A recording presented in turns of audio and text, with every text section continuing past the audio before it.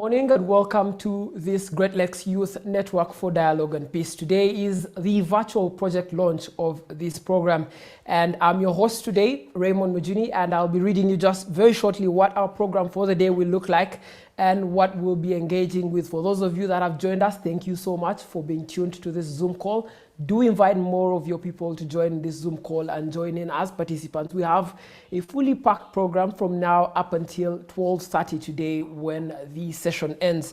Now we'll start today with welcome remarks, which will come from our key partners from CAS, from Leo Africa Institute, from the European Union, and we will have a short presentation from the Deputy Lord Mayor of the Kampala Capital City Authority, Doreen Nyanjura.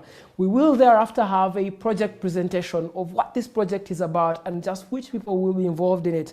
And that will be done by Benno Makla, who is the project director. And after that, we will have a short Q&A from you, the participants, asking questions about what this project will do, who it will cover, which people, who are its stakeholders, and what will those stakeholders be doing in each part of this project. And thereafter, we'll have a short commercial break with a poem from one of my favorite poets, Nzen Subuga. After that, we will then have a short panel conversation, and after the panel conversation, we'll call it a day for now. But thank you so much for joining in. For those of you that are tuned to the call, just a few of the house rules that you need to know. If you're not talking, please mute your microphone, and very, very likely also keep your videos off at least until when you are allowed to speak into the Zoom call. We'll have participation from everyone in the public. We'll be able to notice you and pick you up in case we are taking any questions. But for now, I want us to start our program today by asking Anna Reisman, who is from the Konrad Adenauer Stiftung Foundation, to give us a few of her opening remarks. Good morning. Good morning to everyone. Good morning, Raymond. Thank you very much for introducing me. Good morning, ladies and gentlemen. Good morning to everyone who is following us online today. And a special thank you to the Youth Member of Parliament, Honorable Edson Rogomayo, to the Deputy Lord Mayor of Kampala, Madame Doreen Nyanjura, to Madame Sylvia Parmer, Youth Officer at the Ministry of Gender, Labour and Social Development, to the Operations Advisor on Civil Society and Social Development at the EU Delegation to Uganda, Ms. Elizabeth Ongom, and to Jacob Ayoro, Chairperson of the National Youth Council, a long-standing partner of the Konrad Adenauer Stiftung in Uganda and South Sudan, who all have joined us today for the launch of our new projects. Thank you very much for your interest. And of course, last but not least, thank you to our partners and our own CAS colleagues in the region for your ideas, for your creativity and your dedication to bring this project to life. My name is Anna Reisman and I'm the country representative of the Konrad Adenauer Stiftung Uganda and South Sudan. And together with 5 partners from the Great Lakes region and 2 of them from Uganda, the Leo African Institute and Cornerstone Development Africa, we have joined our forces to empower the youth of the region. 5,000 years. Yes, I'm not joking. 5,000 years, that is how far back you can trace the judgments about the youth on a clay board of a Sumerian around 3000 BC. And who has not heard of the Babylonian inscription that reads, "Today's youth is rotten, evil, godless, and lazy. It will never be what youth used to be, and it will never be able to preserve our culture." Well, 5,000 years later, and having this virtual launch today, I'm sure the mankind has learned that this seemingly never-ending pattern is just false. And there is no proof and no evidence of the decay of humanity so far. And we, who we have joined this project, we are convinced of exactly the opposite. We are convinced that the youth is the major source and guarantor for stability, for peace, for lasting development, innovation, and social cohesion. And this is, of course, also true in the Great Lakes region that has been characterized by several conflicts for a long time and is today one of the youngest and fastest growing regions in the world. Great Lakes Youth Network for Dialogue and Peace. Our diversity is our opportunity. This is the name of our project, and this is what we truly all believe in. And our goal is to empower the virtuous, yes, the active and energetic youth of today, because we believe that this is the power to not only preserve what is good, to overcome what is not, but more importantly, to build a better.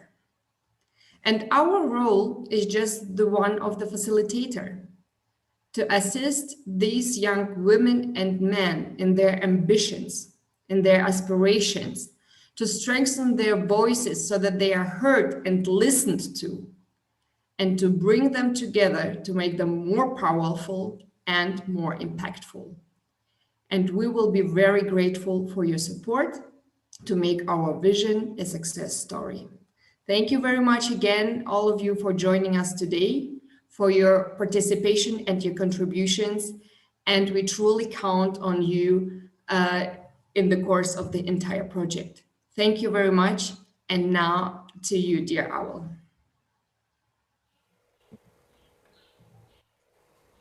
Yes, hello. Good morning, Anna. Good morning, everybody.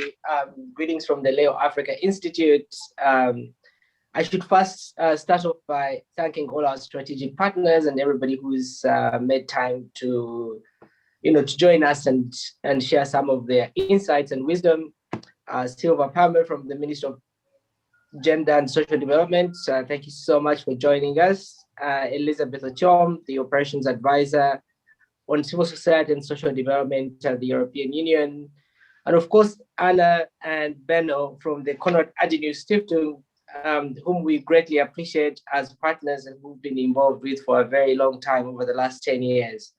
I should also welcome our representatives from the Cornerstone Development Africa, Poly Institute, Vision Jeunesse Nouvelle, the Actions for Democracy and Local Government, our project partners who we are working with to make this project a reality.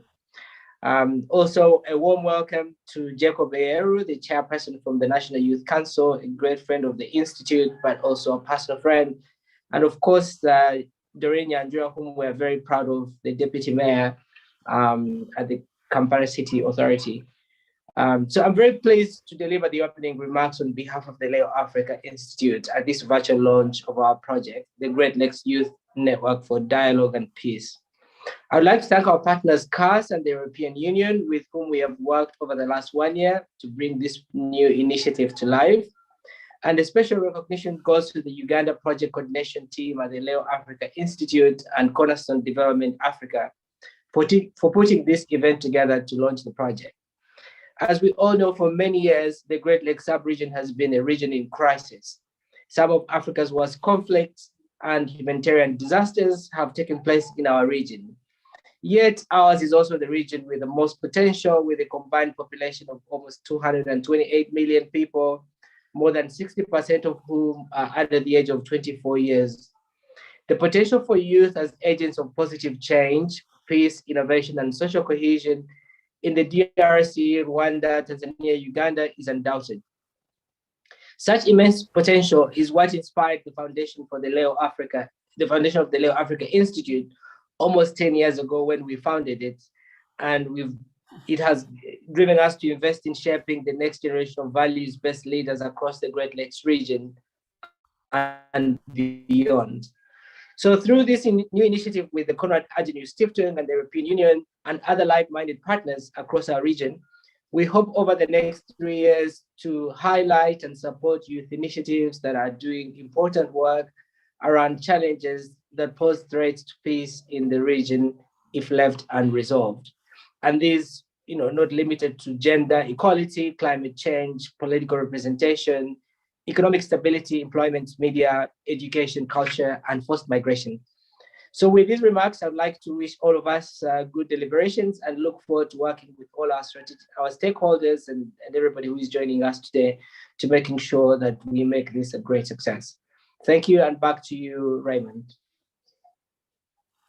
Thank you so much, Awel, for those opening remarks. I now want to call on Eric Kreter from the Cornerstone Development for Africa to give us his opening remarks.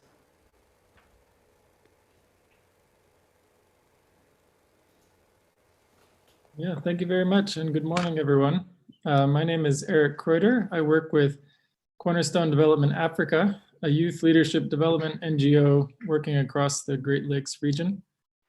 We have a lot of experience in this region. Since the 1980s, we've been working with many high potential emerging leaders through various programs, ranging from running A-level residential leadership academies to leadership and peace building clubs at the high school and university levels to many different youth mentoring initiatives. Our alumni are now doing great things across the region, and we're seeing them inspiring, influencing, and impacting in many sectors. Yet there are many obstacles and challenges they face as they go, and that is part of the reason we're excited to be part of this project, the Great Lakes Youth Network for Dialogue and Peace. We really do believe in the need to build a broader network of change makers and peace builders in this part of the world that can help equip talented emerging leaders like our own and the many others out there with resources and relationships to work together towards greater success in their initiatives. Thank you, CAS, for leading on this project and working with the European Union to secure the funding, and thank you all of the other implementing partners and stakeholders for your willingness to work together on this. Have a great day. Thank you so much, Eric, for those opening remarks. I now want to call upon the EU delegation in Uganda, Representative Elizabeth Ongom, to make her opening remarks.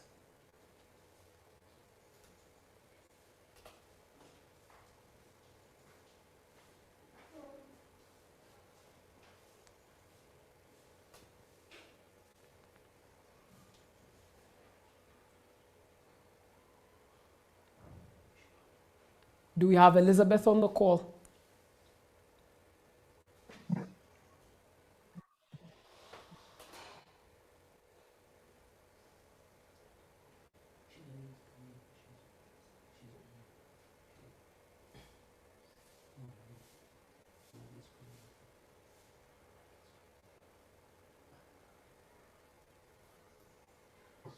Raymond, we don't seem to be having her on the call.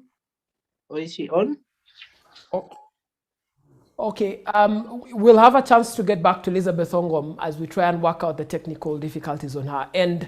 But in the meantime, I want to call upon the Deputy Lord Mayor of the Kampala Capital City Authority. Oh, Elizabeth, there we are, we have you. So let's just take our opening remarks from you, Elizabeth Ongom, and then we could introduce the Deputy Lord Mayor after that. Hi, I'm sorry I'm late. I hope You're you welcome. can hear me loud and clear. Yes. Because I had promised to probably join by 9:30. Yes. Thank you for having us on the call. First of all, I want to bring greetings from the EU delegation in Kampala. They were particularly glad to hear that one of us will participate in this meeting. Unfortunately, none of my hierarchy was available at this particular point, but at least for us, the technical officers are here. I had mentioned that I would share with you very briefly what the EU delegation will be, you know, some of the activities that will be undertaken with young people. I think it's useful for us to share this at this point in time, instead of giving you a very formal speech, because as you might be aware, the EU delegation is in the process of preparing for the next 7 years. The core priorities have already been identified. And as we speak now, we are actually waiting for headquarters-based approval before we can actually continue with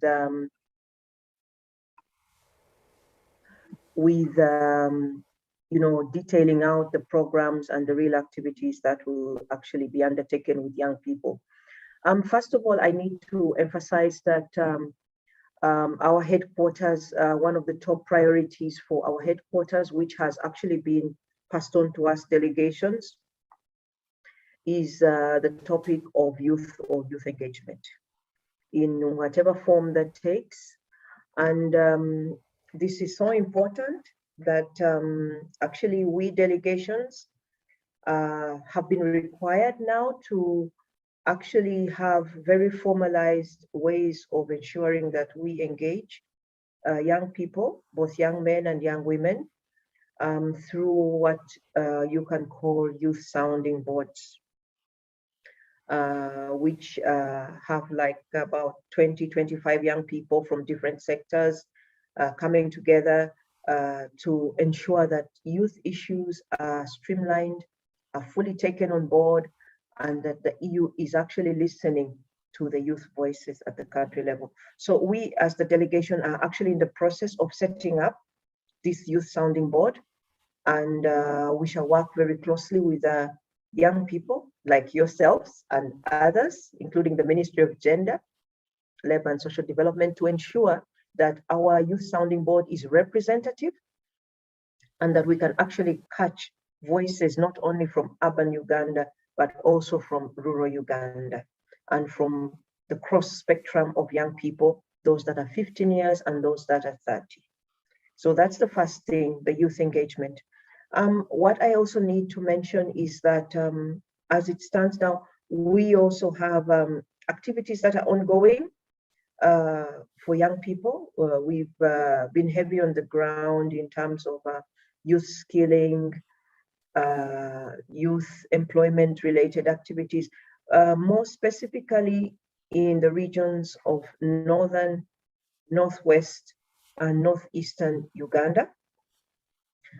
These activities are going on, and they probably will go on for the next maybe 1 to 2 years. Most of the EU big programs, including the Development Initiative for Northern Uganda, DGF, the Civil Society in Uganda Support Program, have very specific initiatives and very specific envelopes that they will actually use to ensure that young people are engaged. And we also, from our side, are ensuring that every quarterly report is able to illustrate that young people have benefited directly, whether it's in the form of grants to young people's organizations, or it's in the form of support to advocacy activities, or support to creating youth spaces, not just in Kampala, but at district level. In fact, our footprints and fingerprints are quite heavy in many parts of rural Uganda, at local government levels, at all the levels, not only at the district level, but even up to the parish levels. Youth dialogues. At the center, we will continue to have this. We have a legacy of having at least 2 what we call structured dialogues, which is a dialogue between civil society and the ambassador. We do have 2 of these every year, and from time to time we've had a title. We've had to ensure that at least one of these dialogues is talking about young people, or that young people are actually the thematic focus of these dialogues.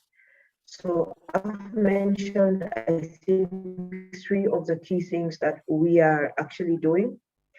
I'm getting a warning here about my internet. I hope you can still pick me.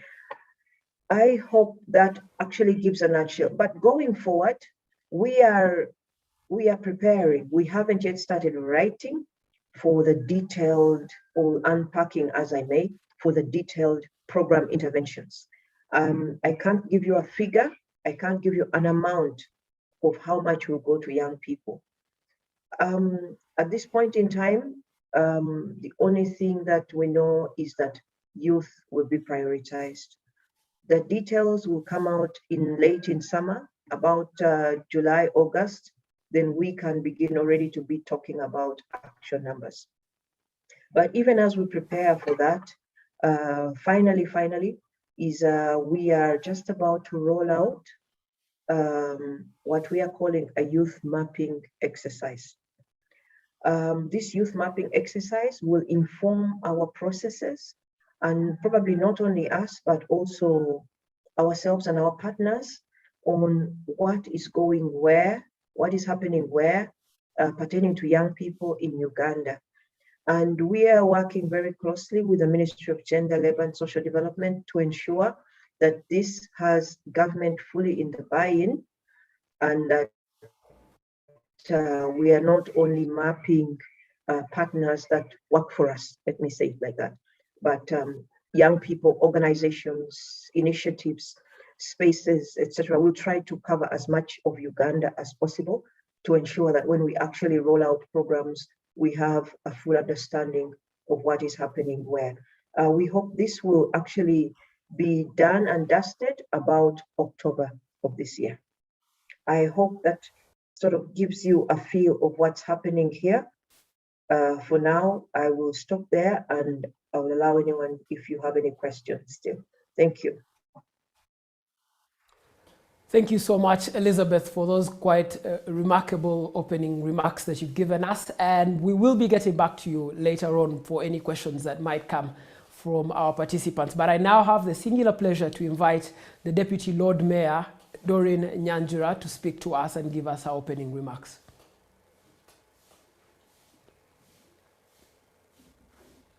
Thank you very much, Raymond. Distinguished ladies and gentlemen, my name is Nyanjura Doreen. Before anything else, Nyanjura is an activist for youth and women's rights, and specifically the downtrodden women. It's out of that activism that I occupy several positions in my country, and one of them being the Deputy Lord Mayor. Ladies and gentlemen, it is with great pleasure that I welcome you to this conference of the young people of our region, the Great Lakes region. I have been a champion for the young people, not only for Uganda, but for the Great Lakes region and Africa at large. I have been at the forefront of fighting for good and peaceful governance in our country, well knowing that a peaceful and well-governed Uganda positively affects the whole region of the Great Lakes. Because if Uganda is peaceful and stable, it is possible to export peace and stability to the rest of the conflicted areas in our region. I'm therefore delighted to meet other young people from the region that are committed to this same cause that must not be abandoned, because it is about our lives and the lives of those that will come after us. And whoever supports us to achieve this cause is a friend of our struggle. I therefore would love to extend my sincere and heartfelt gratitude, first of all, to the organizers of this conference and those who funded it and therefore made it possible to happen. The people of the Great Lakes region have existed for the last hundreds, if not thousands of years. However, it is only in the past 150 years that they have experienced extreme violence and conflict that continues up to today. It is no wonder that in 1899, Joseph Conrad, in his book, Heart of Darkness, described the events of our region as the vilest scramble for loot that ever disfigured the history of human conscience. Today's conflict can therefore be traced in the scramble and partition of Africa and its resources. I will be able to bring into context the origins of the stability and instability during the panel discussion. Ladies and gentlemen, I bring you greetings from the people of Kampala and the Lord Mayor. I'm excited that the EU specifically which has continuously supported development in Kampala, is again here supporting a dialogue with the young people of the Great Lakes region. I once again want to congratulate all those that have put their brains and energy to such a beautiful initiative. And I am delighted it has come to maturity and today it is being launched. Congratulations, all of you. Congratulations to Leo Africa Institute and all the partners. I wish you all fruitful deliberations. Thank you. Thank you so much, Doreen Nyanjura, who is the Deputy Lord Mayor, for those opening remarks and for welcoming us into your city. Now, all of us have been waiting for this moment to find out what does the Great Lakes Youth Network for Dialogue and Peace mean. And I now also have the singular pleasure to invite Benno Makla, who is the project director, to break it down for us in his presentation, after which he will take a couple of questions and concerns from the people on this call. Benno Makla, the floor is now all yours.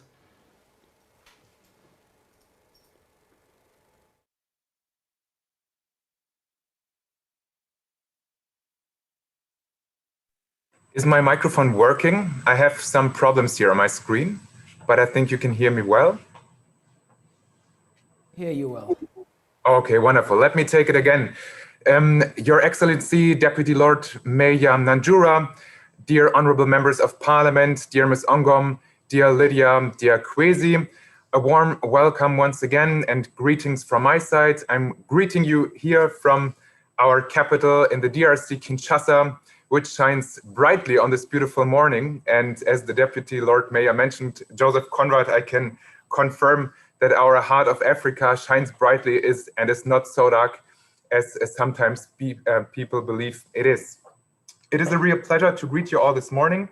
And in the coming few minutes, I would like to present you a little bit the history of our project, its logic, the challenges that might lie ahead, and also the things that we want to implement in the coming few years. But let me first again say I'm really grateful to the European Union that we can do this magnificent project with their support. This project is very much in line with the European Union's youth policy within Europe, which is called Connect, Engage, Connect, Empower. And I believe this is also very much true for the countries that we work here in Africa. And it is also very much in line with the EU's new policy with Africa. So it is a great pleasure to do this project over the next 3 coming years, and also to know 5 local and very powerful and potential partners on our side in the 4 countries to realize this project. So let me begin with the justification of the project. I'm sure that many of you read over the project outline, and the justification, as you are all familiar with our region, lies very much in the question of stability. Unfortunately, the Great Lakes region today still is one of Africa's most unstable regions, with prevailing animosities and cliches, stereotypes across borders. Unfortunately, we all also know about the very difficult history of our countries, be it the terrible genocide in Rwanda, be it the wars in the Congo, be it things such as the rule of Idi Amin in Uganda, and also conflicts in neighboring areas of Tanzania. So you have this history and the problem on the one side, and therefore also it is not out of reason that the Great Lakes region within the European Union strategy with Africa is explicitly mentioned as one area of priority for the EU. Then on the other side, if you think about how can you contribute to peace in the region, you have the element of youth. Youth itself, as we all know, are positive agents for change. They are agents for positive things that contribute to peace and stability. This is a fact acknowledged by different policies. First and foremost, the UN strategy, the United Nations and peace agenda, but also the EU's, strategies for youth, which I already mentioned. So you have this acknowledgement by many different actors, also the African Union on one side. And then if you look once again back to youth, you also quickly realize how powerful this element of youth for peace is in the region. And there is something which I always call the magic number in Africa. And the magic number in Africa or in sub-Saharan African countries to me is 60. Why 60? Because 60% of most populations in sub-Saharan Africa are younger than 25 years old. So those are 2/3 of the population, which is also true and which holds also true for the countries that we work in. 60% of the population is younger than 25 years old. So if you can activate those people and if those people decide on the future of their countries, I mean, there is very much the answer to the destiny and also the future years of our African continent. So you have this element of youth on the one side and instability on the other side in our region. And to be honest and to tell you the truth, my motivation or our motivation to do this magnificent project also stems from personal experience. I personally know, at least for the country that I represent, which is the DRC here in Kinshasa, that there are many youth initiatives facing this unstable situation that teamed up, that joined forces and became active in the last coming years. So we have many youth initiatives that are committed to different activities that contribute to peace in the region. It can be many things, and I'm sure that many of you also know youth initiatives that are committed on the local level. It can be things such as contributing to the environment, waste management in your local community, in your neighborhood. It can also be things such as working for the betterment of youth employment in your city or in your village. There are many other things that these young people are doing, and oftentimes when I met them, it is quite impressive what these young fellows can already realize despite lack of resources, be it financial resources or organizational capacities. So we have an abundance of youth initiatives in the region, and as I already mentioned and outlined, oftentimes they face numerous problems. Not only the instability in their countries, but also material problems such as a lack of organizational capacities. It can be finance, but it can also be network and contacts to other stakeholders and to other youth. So here to slow down a little bit my speech, it was very clear when we designed the project last year early on. It was around early last summer. We were in the midst of COVID crisis. It was very clear already to us that the project that we want to implement will follow a three-pronged approach. And this three-pronged approach is very easy to understand. So the first pillar of our approach to implement this project in the region will be internal capacity management. So the youths that we will select and that we already selected, I will come to this later, we want to support and make them stronger in their internal capacity. It can be things such as how do you run your organization? It can be how can I raise funds to be more sustainable in our financial organization? It can be things such as visibility. It can be things such as monitoring and evaluation. It can also be things such as speech writing or policy papers to lobby for your position and the policies that you would like to see improve. So this is the internal capacity management that we foresee in the first pillar of the project. In the second pillar of our project, we want to foster and create exchange and dialogue among these youths, because this is the powerful element of our project, the Great Lakes Youth Network for Dialogue and Peace, because it is a project which takes place in 4 countries. And it would be a pity and very sad if we only think in national contexts. No, we see the need and the necessity and the importance to create exchange and dialogue among those youths across borders. So we want to see the youth of Rwanda, the Congo, Uganda, and Tanzania exchange, meet, and talk. Exchange means transfer of knowledge, and dialogue, as I mentioned already, the prevailing animosities, unfortunately, sometimes in the countries that we work in, like meeting each other, talking to other face to face, helps and contributes to doing away with those stereotypes that sometimes, unfortunately, often prevail. What I can say, I think sometimes I believe youth is less the problem than our local communities in neighboring areas. It is also a problem of education. But so, as I said before, I see always youth more as the positive agent for change. So they're like spearheading the change that they want to bring about in their communities. This is the second pillar, and it's also, I mean, there it might be too anecdotal, but let me say, I mean, this is also a shared experience and memory that we have in Europe, or at least between two friendly countries today, which were divided by war for many years, which are France and Germany. And you all know about the history that we have after the Second World War in creating also an organization for youth in Germany and France. And by this, by today, this is institutionalized. This is a success story.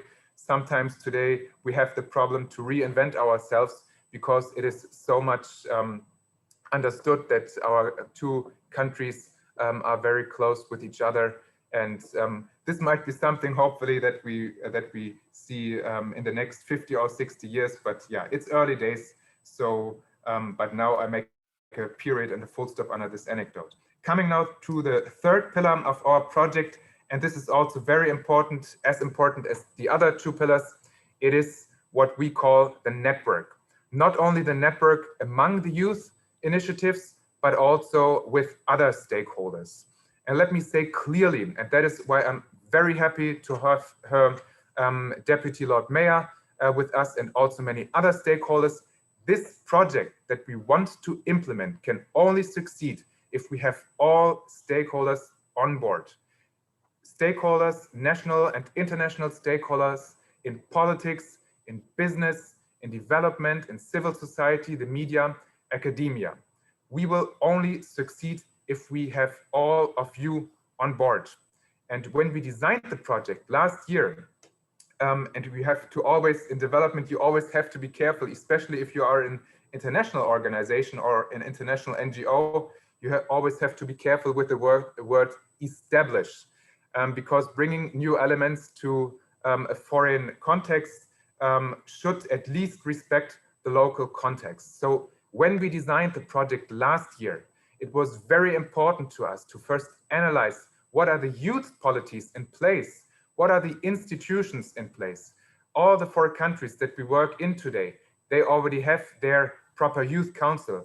All the national governments, of course, have their national policies for promoting youth in different sectors. So it is very important to us to have all the governments of the nation states, but also the sub-regional actors such as COMESA, the African Union, on a more international level, but also SADC, EAC, and others on board. We want to work with the members of parliament, not only in the national governments, in the national assemblies, but also on the provincial and the regional level. And of course, we want to work with civil society, with potential employers, with researchers at local universities who do magnificent research already and are very, very experienced and specialized in the sector of youth. So this is a common project that we want to establish with the Youth Network for Dialogue and Peace in the Great Lakes region.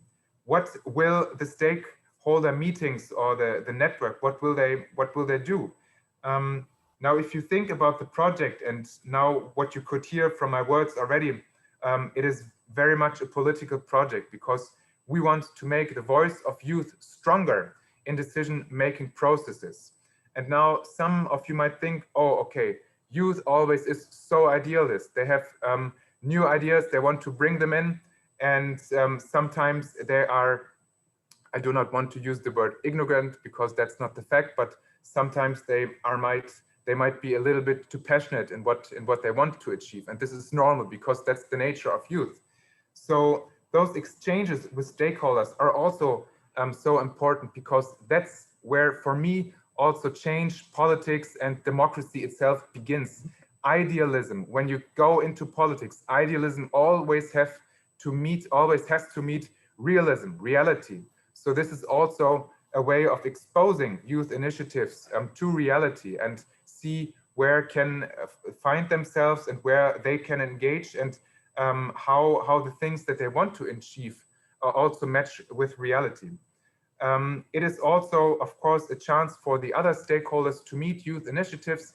Sometimes I'm working now for some time in development, and I know that, for example, development agency or other players, also local NGOs, sometimes we're searching for good and potential partners in our work, and youth is only one sector. So the network, ideally, as we see it, also helps finding and identifying partners in youth work, in the work that we want to establish and that we want to support in the region. Yes, so now I'm already a little bit long in my speech, but I also want to bring about some other things. So when we designed the project last year in summer, I think the first 3 keywords that came to my mind or to our minds when we saw the call by the European Union were order, bring in order and structure and the abundance of youth initiatives in the region, mapping, identifying the strong and established youth initiatives, because we want to work with those who are already very much experienced, who have a certain track and success record in their work. And then the third keyword, but that I already talked about, was the network, because this is something that we want to establish. And now I use the word establish again, because this is our vision, this is our objective. Ideally, in our objective and our vision after those 3 years, we want to have the Great Lakes Youth Network for Dialogue and Peace established in the region as a household name, as a reference point, as a reference project, as a place where you can go find potential partners, exchange about youth policy and policy in general, because, as I said, 60% of the population are younger than 25 years old. So the say that the young generation has in the region is quite big, and representatively, it should also have more weight than it has today. Now, how do you go about like those keywords that I mentioned? I mean, those were question marks behind those keywords, order and mapping, because of course for us the challenge was to identify and first find those initiatives. We have, of course, networks, we have experience in our work, but we heavily rely on the local expertise of our local partners in the countries where we work. So when we designed the project last year, how did we go about it? How did we try to pitch our proposal and to make sure that we can actually achieve what we had in mind by then?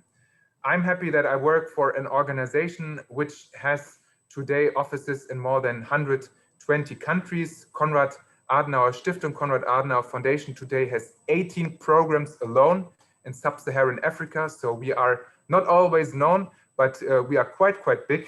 And very experienced in what we do, and not seldomly, especially in Africa, when it comes to the sector of youth. So Konrad Adenauer Foundation, I represent our office here in Kinshasa in DR Congo. We first teamed up together, with our offices in Uganda, Kampala. So once again, warm welcome to this beautiful city, which I also know quite well. And also we teamed up with our office in Dar es Salaam in Tanzania. So 3 CAS offices teamed up again. What happened then? Of course, we, as I said, rely on local partners, and we are very happy. I'm very happy, as I said, to have 5 very potential, very powerful, and very experienced in their different sectors partners on our side. And I use the opportunity once again, even though they presented themselves and introduced themselves already at the beginning. I'm very happy to have Pole Institute and the DR Congo on our side with Nene Mauricio. I'm very happy to have Leo Africa Institute on our side with Kwesi Tabaro and colleagues. Thanks for organizing this conference today.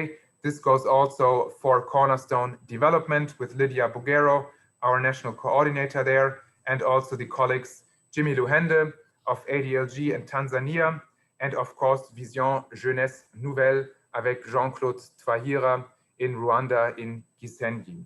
I also greet and thank very much again my dear CAS colleagues Anna Reisman, the head of our Uganda office, and also Tilman Feltes, our head of our Tanzania office. It is a big pleasure for me to work with you on this project, and I also want to thank again our support in our backstopping offices in Berlin and Brussels. And as you can already see by the sheer amount of people that I just mentioned, that this project has quite a big scale. It has a big magnitude, and it is also a challenge for us as Konrad Adenauer Foundation to implement this project. It is a project that takes place in the 4 countries that I already mentioned: Rwanda, Uganda, DRC, and Uganda. More specifically, our project regions are 4 provinces in the DRC. Those are the neighboring provinces in Eastern DRC, which are Ituri, Tanganyika, and certainly the 2 Kivus, North and South Kivus. We have the provinces, the regions, I'm sorry, in Uganda, Western and Central region. We have the entire country of Rwanda, as Rwanda lies in the middle, and we have the 4 northern regions of provinces, I'm sorry, of Tanzania: Mwanza, Kagera, Geita, and Kigoma. Now I got them all together. So this is the scale, this is the project region. It has a population of 52 million people, and you can plan many things ahead, but not everything. I mean, when we designed the project last year, as I told you, we were in the midst of the COVID pandemic. COVID is also, unfortunately, the reason why we only see each other today here digitally. But I think at least we have now developed over the course of the last year quite some routine in going about this COVID pandemic. But I can say it is very, yeah, how can I put it? It is very unfortunate, and it's very sad from my point of view that we can still not have the personal meetings and exchanges that we are used to and that we want to have, and that we are all convinced are, yeah, I mean, at the heart of our activities. Digital is only so good. So challenges you can plan, you can foresee, you can try to predict. Insecurity is another big challenge to us for implementing the project, but there are also things, of course, that you cannot predict. And when I heard the news that there is a volcano in Goma, where our regional project office is located, erupted again, those are things that make this project even more challenging. So planning ahead is only, is only so much possible. But I'm very happy that our colleagues, our project partner in Goma, Pole Institute, the colleagues are safe and fine, and I think most of them could return to the regional project office. And this also goes for our CAS staff in Goma at the regional office. And this is now the opportunity to also introduce you to some more important persons to this project. So we have 3 CAS staff there: our project assistant, Ms. Rehema, our project accountant, Ms. Bahati, and I'm also very much happy to introduce you today to our project manager, Ms. Mariamu Aganze. Ms. Mariamu Aganze is very experienced in the sector of youth work.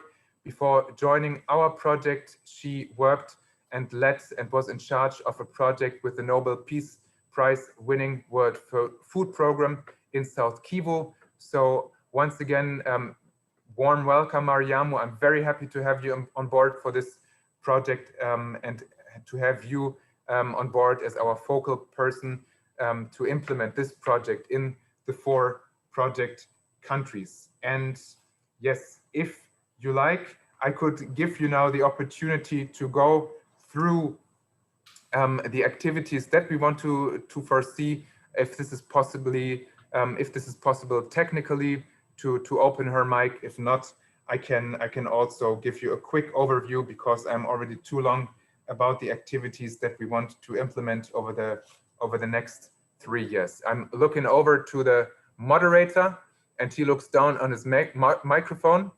But if it is possible to have Mariamu, it would be nice to introduce her. She will be also on the panel later on, but maybe she can have a chance to also say a quick word. Thank you so much, Benno. Let me find out if Mariamu is on the call. Mariamu, if you're on the call, it would be nice to have you. But also, Benno, we'd had at least 4 national coordinators for this project. It would be nice if you could also introduce them so that the people on the call can get to know who they are and the areas where they're working from.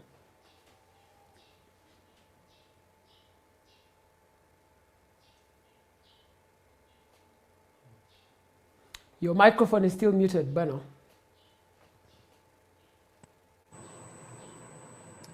Yes, okay, I try once again. I said I was coming to this. I already mentioned our partners, but I'm very happy to do it again. Jean-Claude Twahira, our national coordinator with Vision Jeunesse Nouvelle in Rwanda and Gisenyi, Nene Morisho and Isaac Muchele as our national coordinators with Polar Institute and Goma, Kwesi Tabero with Leo Africa Institute in Kampala, Uganda. Also another national coordinator, as we have the power of Uganda institutionalized with 2 local partners, Cornerstone Development, represented by Lydia Bogero as our national coordinator for Cornerstone, and of course also Jimmy Luhende with ADLG as our national coordinator in Tanzania. So as I said, a big amount of people working on this project to support and identify and move forward with the youth initiatives in our region. I think it is not possible to open the mic of Mariamu, but she will be on the panel later on. So I just give you a quick overview of the activities that we want to implement over the next 3 years. Those are many, and I also pick a few to give you an idea. When it comes to exchanges between the youth initiatives, we will start with subject-based video calls. This is due to the size of our region, but this is also due to the COVID pandemic. So we will organize the youth initiatives per sector. So those who work, for example, in climate change, others who work more in democracy, local representation, things on sectors such as mining or also gender. Those we will convene and organize in groups to have a cross-border exchange, plan also activities ahead, talk about challenges that they might face locally, and maybe also find together solutions. We will have radio programs organized by our local youth initiatives to highlight and raise youth policies, the need for more implication of youth in decision-making processes. We will have, of course, capacity trainings on national, but also on regional levels for our selected youth initiatives. We will have summer schools, and I underline the word school because it is not only an exchange, but also an occasion to learn from others and learn from our trainers. We will have 3 summer schools over the course of the project in our different project countries. We will have regional stakeholder events, as I already mentioned at the beginning, where we want to have dialogue and exchange with stakeholders in politics, members of parliament from the provincial, the national level, of course also representatives of business and economy, but also civil society, development, the media, academia, and many others, to have an exchange here, to build context, to build a network, vice versa. And we will also have, as another activity, gender equality discussions. Gender is important to us in general. It is a cross-cutting issue to us for this project. We are in the process of having a study done on gender equality in the region. So this we will always raise and discuss and highlight in the activities that we do, the need for more gender balance, more gender equality in the work that we do. I did not, and I'm coming already to the end, but I did not come across with the news, because that is the most recent development in our project, which started already in February. So we started with our inception phase already some few weeks ago. But the latest development of our project is that we selected the first batch of youth initiatives.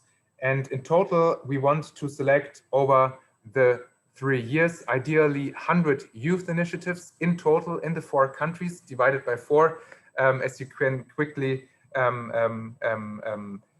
find out. This will make 25 initiatives per countries. Right now, we have selected, if I'm not mistaken, 83 initiatives. So we selected a few more because the quality was quite good already in the first application period. And I can say that the application numbers that we had, from the top of my head, it was close to 500. So it was quite challenging to identifying and select the best among them, but we did so. We have notified them, and now I can say from the discussions that we have with our partners among each other, we are all very anxious to start finally with our activities and to meet those young colleagues and to start work with them.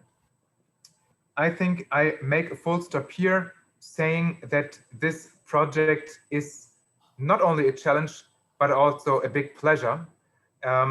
For us, for me personally, as we designed it, I think it can fill an important gap in things, in projects that want to contribute to youth policy and improving youth policy and improving youth engagement in the region.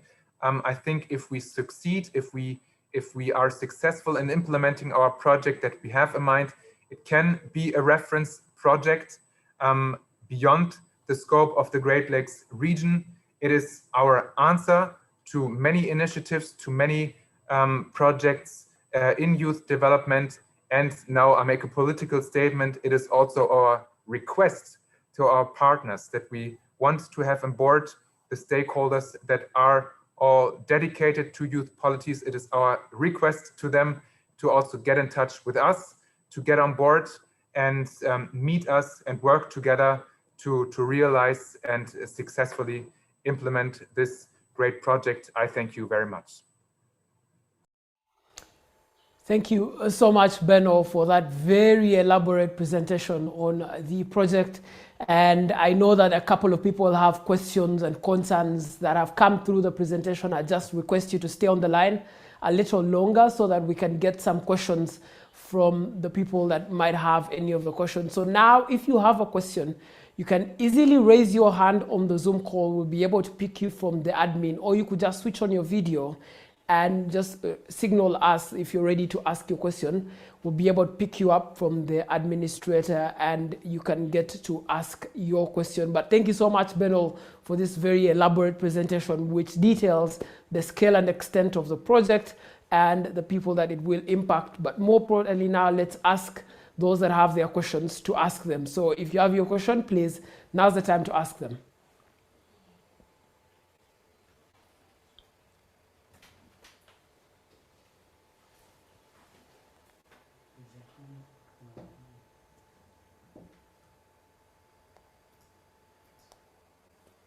Yes, good morning, Benno. Thanks for the elaborate remarks. My question is something we've come across a lot in Uganda. Why the focus on central and western Uganda and not northwestern or northern Uganda?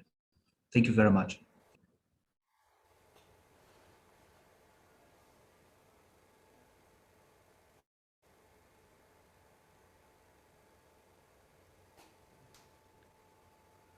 Benno, did you get that question? I got that. I thought like we might want to collect first a couple of questions, but I can also already answer that, and maybe in the meantime other people can raise their hands digitally or write in the chat. So thank you very much, Kwesi.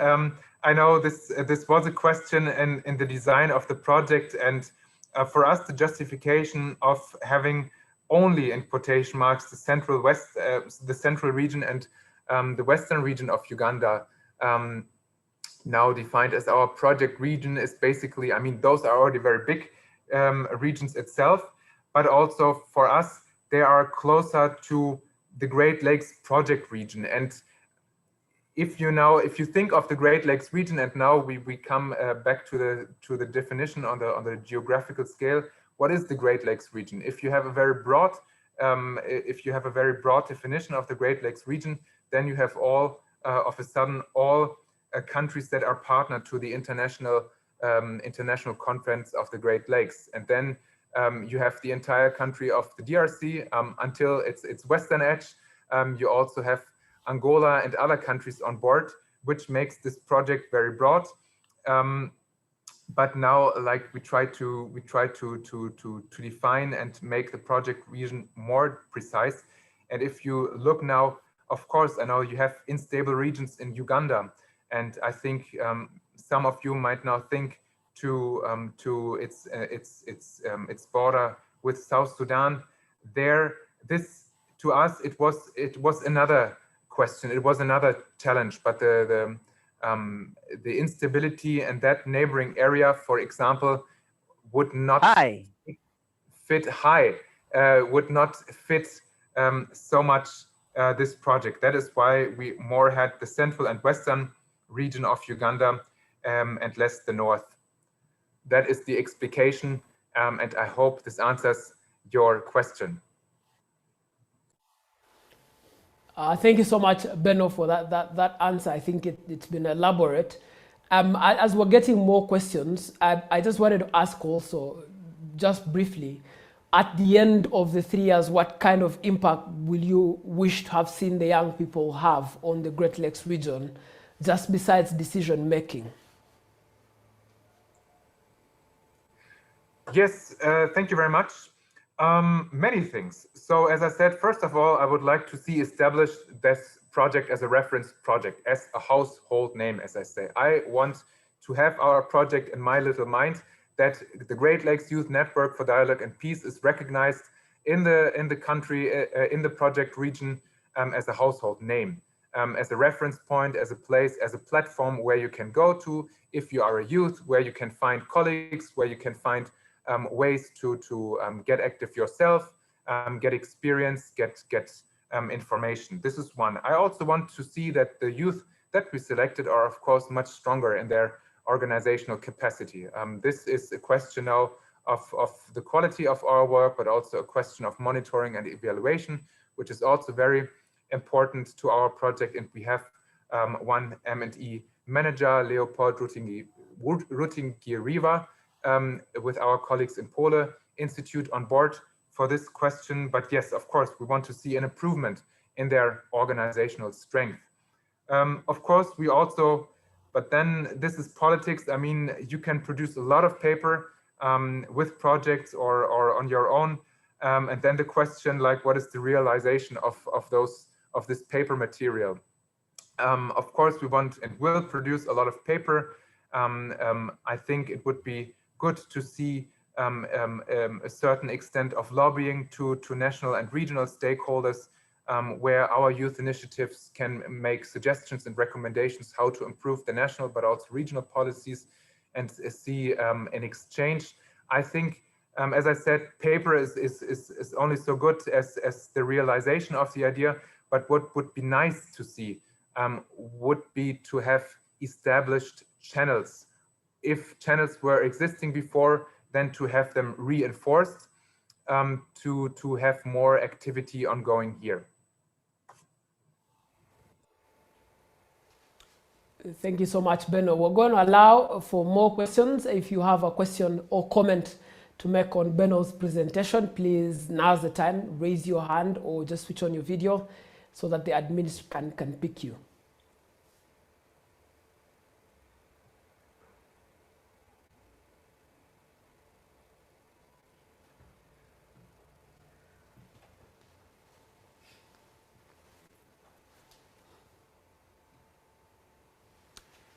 If we don't have, I could probably ask you my last question, Benno, and then we can get on.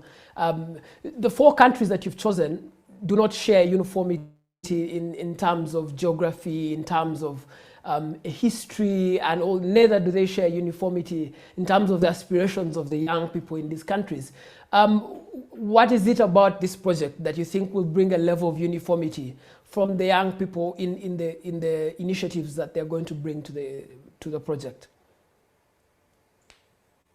Yeah, thank you very much, Raymond. Yeah, listen, I mean, it is true. The context and the local context are different, and we need to respect this. This is very important. That's also why we are in the process of having a baseline study being done at the moment to analyze much better the context. Of course, like we have the expertise already of our 5 local partners, but as I believe, I mean, there is many things that also unite the 4 countries.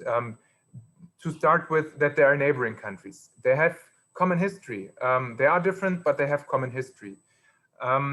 Then the youth is united by the will and the desire to change and to contribute to positive change. This is, I mean, youth, they are on the door of adulthood. They are full of energy. They want to build their lives, build their careers, and they want to contribute to change, and they are full of energy and also idealism. So this is something that unites them all in their doing. They want to do good things, and there I think we have a very important uniting factor.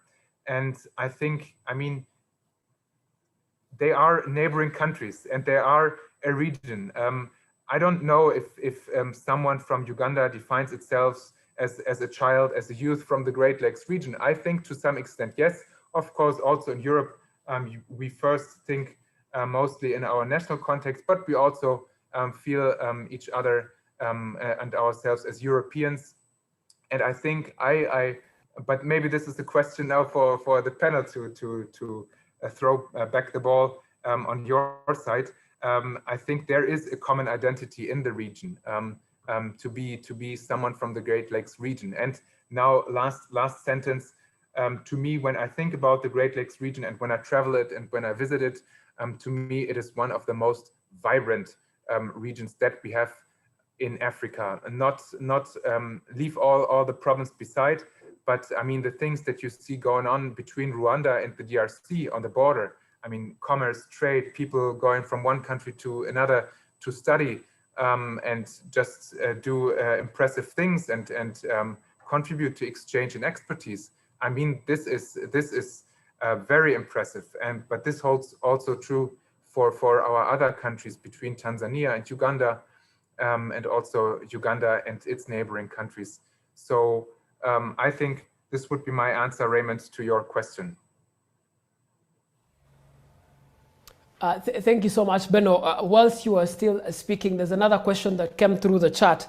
What is the sustainability plan for the initiatives beyond the project? This has been asked by Sylvia Pimer. Thank you, Sylvia. You're already looking in the future, and we have to do too, and we do already. Yeah, I mean, what is the sustainability? If it is established, of course, then we need to have a follow-up, and we think about how we can do it. I mean, there are things that you can do it. It would be good to know our 5 local partners and our 3 CAS offices on board for a longer period to continue with this project. I don't know if we can find a way to sustain the Great Lakes Youth Network platform itself. That would be another option. So this is some homework that needs to be done still. But I think the first year of the project will tell more where we can go with the project when it comes to sustainability. All right, thank you so much, Benno. I don't know if any other questions are there. If Elizabeth has any questions for Benno specifically about this presentation, now's the perfect time to ask them. But if there are no questions, I would like that we take a very short break. And in this short break, we're going to be hearing from one of the Ugandan poets, Nzensubuga, speaking about the aspirations of the young Ugandan here. Of course, after that presentation, we'll have a short break for you to catch a coffee or a tea and water break. And then we'll be back for the next part of this conversation, which is a panel conversation. So we'll take about 25 minutes on a break.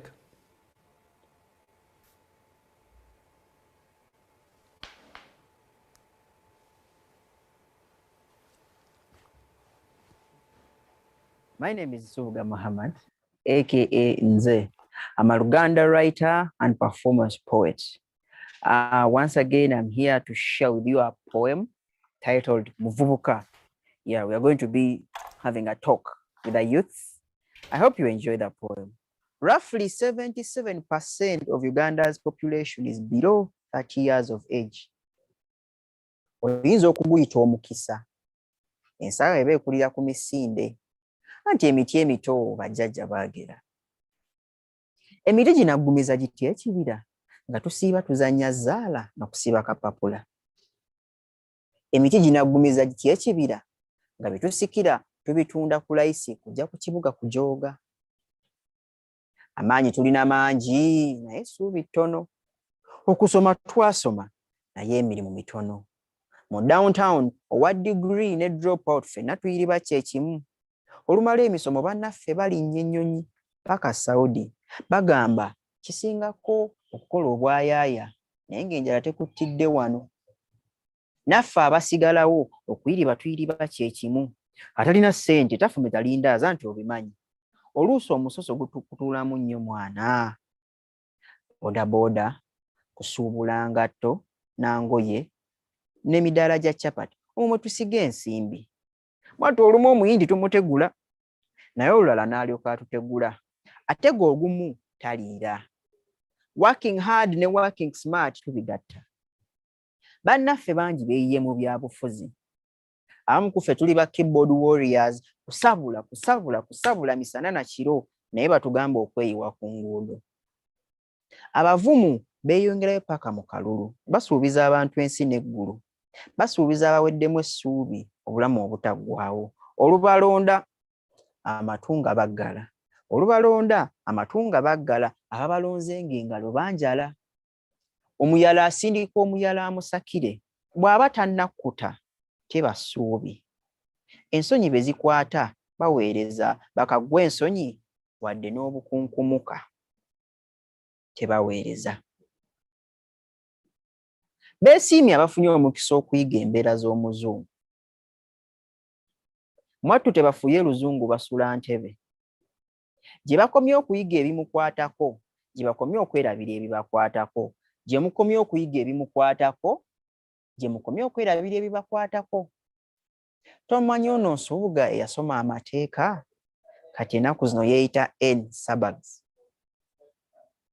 Omulembe gwa .com gwe tulimu n'ow'emyaka 3 aseereza. Ono aseereza n'oli aseereza, maama aseereza, taata aseereza, maama aseereza, taata aseereza.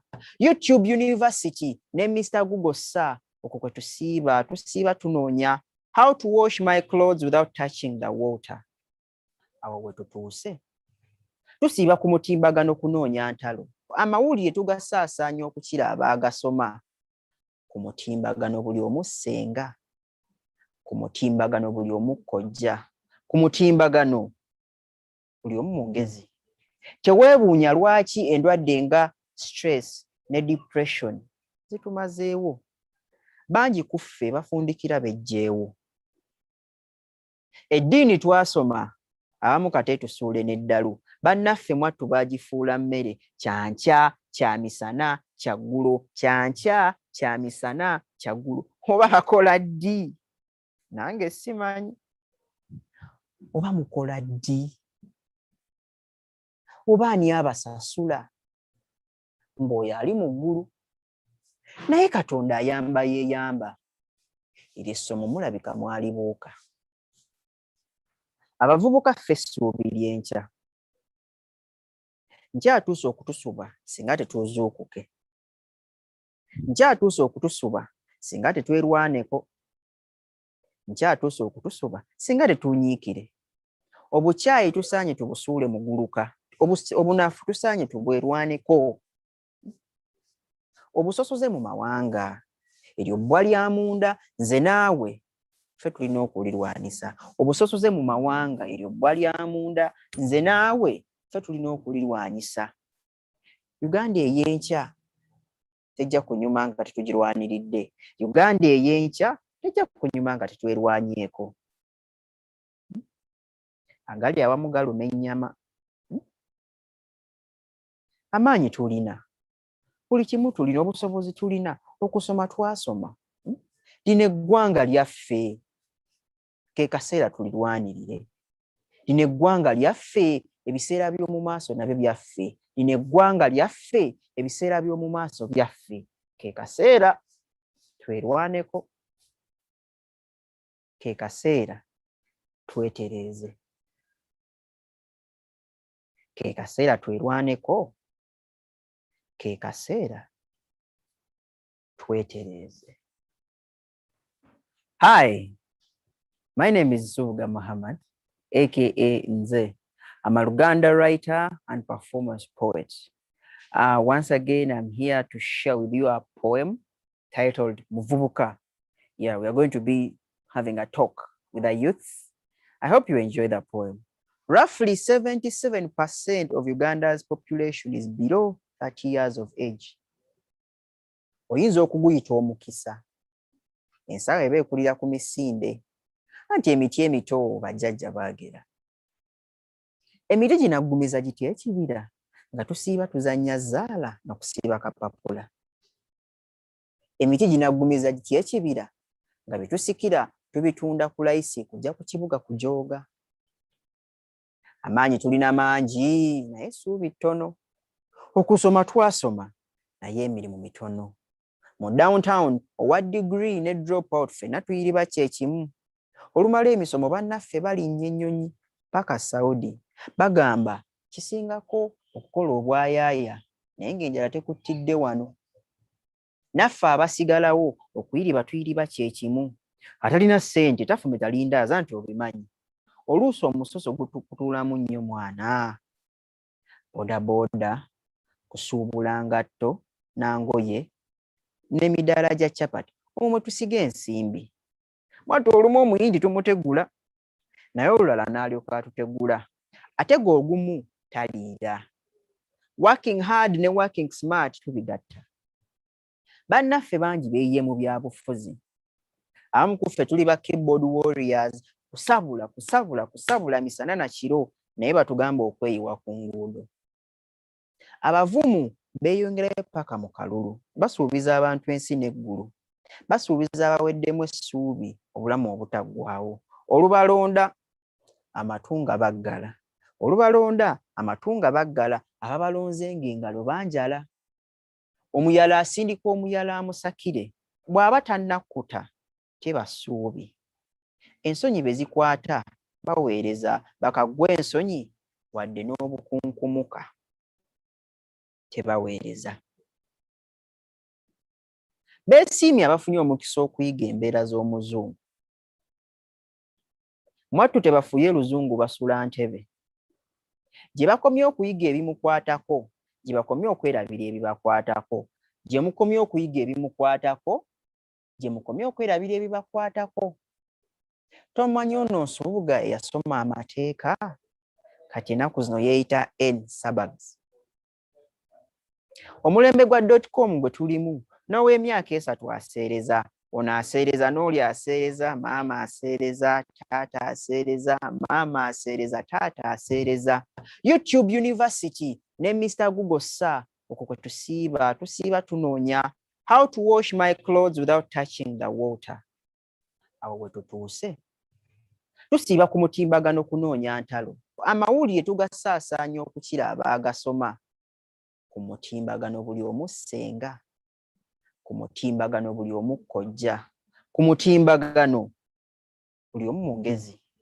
Teweebuunya lwaki endwadde nga stress ne depression zitumazeewo. Bangi ku ffe bafundikira bejjeewo. Eddiini twasoma abamu kate tusuule n'eddalu. Bannaffe mwattu baagifuula mmere. Kyankya, kyamisana, kyaggulo. Kyankya, kyamisana, kyaggulo. Oba akola ddi? Nange simanyi. Oba mukola ddi? Oba ani abasasula? Mb'oyo ali mu ggulu. Naye Katonda ayamba yeeyamba. Eryo essomo mulabika mwalibuuka. Abavubuka ffe essuubi ly'enkya. Nkyatuuse okutusuba singa tetuzuukuke. Nkyatuuse okutusuba singa tetwerwaneko. Nkyatuuse okutusoba singa tetunyiikire. Obukyayi tusaanye tubusuule muguluka. Obunafu tusaanye tubwerwaneko. Obusosoze mu mawanga. Eryo bbwa lya munda, nze naawe ffe tulina okulirwanisa. Obusosoze mu mawanga, eryo bbwa lya munda, nze naawe ffe tulina okulirwanyisa. Uganda ey'enkya tejja kunyuma nga tetugirwaniridde. Uganda ey'enkya tejja kunyuma nga tetwerwanyeeko. Agali awamu galuma ennyama. Amaanyi tulina. Buli kimu tulina, obusobozi tulina, okusoma twasoma. Lino eggwanga lyaffe. Ke kaseera tulirwanirire. Lino eggwanga lyaffe, ebiseera by'omu maaso nabyo byaffe. Lino eggwanga lyaffe, ebiseera by'omu maaso byaffe. Ke kaseera twerwaneko. Ke kaseera twetereeze. Ke kaseera twerwaneko. Ke kaseera twetereeze. Hi, my name is Zuga Muhammad, aka Nze. I'm a Uganda writer and performance poet. Once again, I'm here to share with you a poem titled Muvubuka. Yeah, we are going to be having a talk with the youth. I hope you enjoy the poem.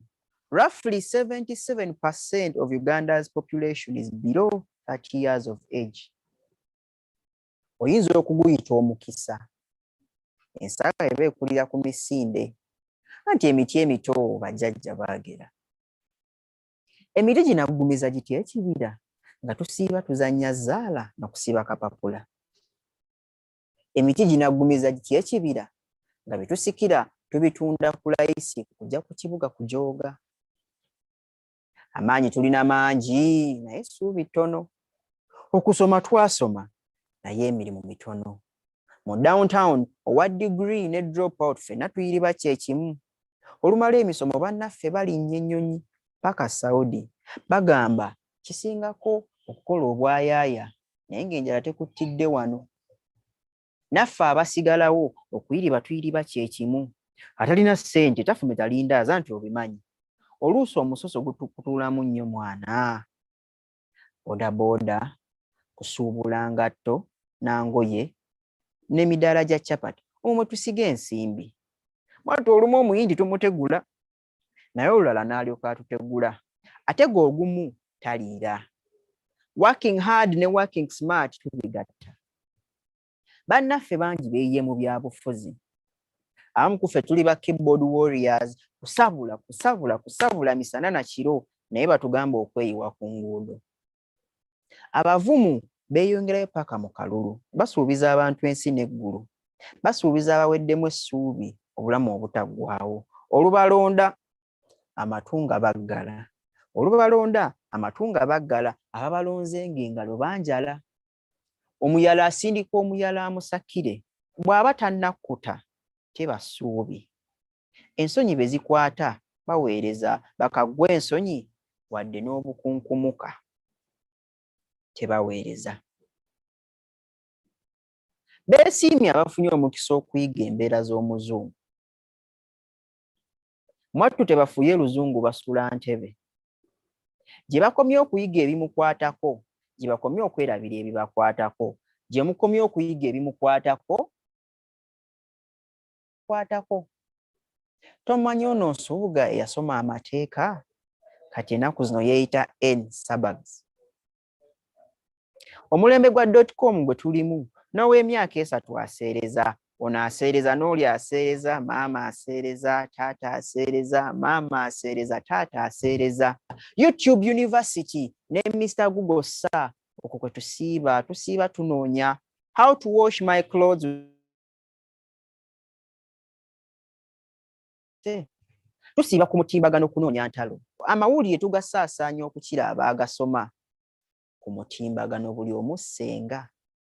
Ku mutimbagano buli omu kkojja. Ku mutimbagano buli omu mugezi. Teweebuunya lwaki endwadde nga stress ne depression zitumazeewo. Bangi ku ffe bafundikira bejjeewo. Eddiini twasoma abamu kate tusuule n'eddalu. Bannaffe mwattu baagifuula mmere kyankya kya misana kya ggulo, kyankya kya misana kya ggulo. Oba akola ddi? Nange simanyi. Oba mukola ddi? Oba ani abasasula? Ng'oyo ali mu ggulu. Naye Katonda ayamba yeeyamba. Eryo essomo mulabika mwalibuuka. Abavubuka ffe essuubi ly'enkya. Nkyatuuse okutusuba singa tetuzuukuke. Nkyatuuse okutusuba singa tetwerwaneko. Nkyatuuse okutusuba singa tetunyiikire. Obukyayi tusaanye tubusuule mu guluka. Obunafu tusaanye tubwerwaneko. Obusosoze mu mawanga. Eryo bbwa lya munda, nze naawe ffe tulina okulirwanisa. Obusosoze mu mawanga, eryo bbwa lya munda, nze naawe ffe tulina okulirwanyisa. Uganda ey'enkya tejja kunyuma nga tetugirwaniridde. Uganda ey'enkya tejja kunyuma nga tetwerwanyeeko. Agali awamu galuma ennyama. Amaanyi tulina. Buli kimu tulina, obusobozi tulina, okusoma twasoma. Lino eggwanga lyaffe. Ke kaseera tulirwanirire. Lino eggwanga lyaffe, ebiseera by'omu maaso nabyo byaffe. Lino eggwanga lyaffe, ebiseera by'omu maaso byaffe. Ke kaseera twerwaneko. Ke kaseera twetereeze. Ke kaseera twerwaneko. Ke kaseera twetereeze. Hi, my name is Suga Muhammad, aka Nze. I'm a Uganda writer and performance poet. Once again, I'm here to share with you a poem titled Muvubuka. Yeah, we are going to be having a talk with the youth. I hope you enjoy the poem. Roughly 77% of Uganda's population is below 30 years of age. Oyinza okuguyita omukisa. Ensala eba ekulira ku misinde. Anti emiti emito bajjajja baagera. Emiti ginaggumiza gitya ekibira nga tusiiba tuzannya zaala na kusiba kapapula. Emiti ginaggumiza gitya ekibira nga bitusikira tubitunda ku layisi kujja ku kibuga kujooga. Amaanyi tulina mangi naye essuubi ttono. Okusoma twasoma naye emirimu mitono. Mu downtown owa degree ne drop out ffenna tuyiriba kyekimu. Olumala emisomo bannaffe balinnya ennyonyi paka Saudi. Bagamba kisingako okukola obwayaaya naye ng'enjala tekuttidde wano. Naffe abasigalawo okuyiriba tuyiriba kyekimu. Atalina ssente tafumita lindaaza nti obimanyi. Oluusi omusoso gutuulamu nnyo mwana. Bodaboda, kusuubula ngatto n'angoye n'emidaala gya capati omwo tusiga ensimbi. Mwatu olumu omuyindi tumutegula naye olulala n'alyoka atutegula. Ate g'ogumu taliira. Working hard ne working smart tubigatta. Bannaffe bangi beeyiye mu byabufuzi. Abamu ku ffe tuli ba keyboard warriors, kusabula misana na kiro naye batugamba okweyiwa ku nguudo. Abavumu beeyongerayo paka mu kalulu. Basuubiza abantu ensi n'eggulu. Basuubiza abaweddemu essuubi obulamu obutaggwaawo. Olubalonda amatunga baggala. Olubalonda amatunga baggala. Ababalonze ng'engalo banjala. Omuyala asindika omuyala amusaki.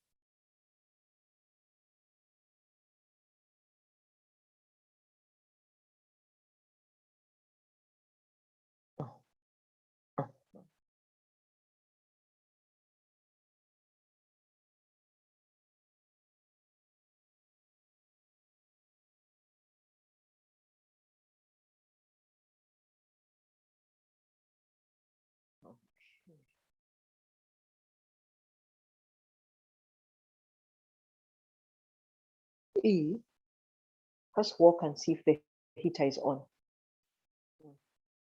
Electricity seems to have gone off.